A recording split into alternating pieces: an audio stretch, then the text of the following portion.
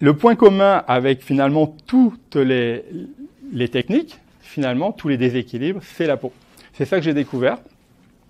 Et c'est reproductible, hein. C'est pas quelque chose qui s'appuie sur de l'inspiration ou de l'intuition. Non, c'est chaque mouvement, chaque déséquilibre d'un tissu se réfléchit par un mouvement distinct, reproductible par tout le monde.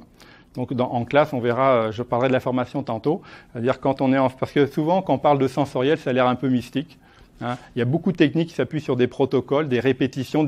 Les gens se sécurisent, et c'est une bonne chose aussi, hein, se sécuriser derrière des recettes. Hein, on fait tel enchaînement sur telle chaîne, sur tel territoire pour obtenir tel résultat, c'est très bien. Mais à un moment donné, on peut écouter le corps dans la mesure où on croit, comme postulat, que le corps sait ce que notre raison ignore. C'est-à-dire le corps, il a construit ses déséquilibres, il a aussi les ressources pour se rebâtir, pour s'équilibrer.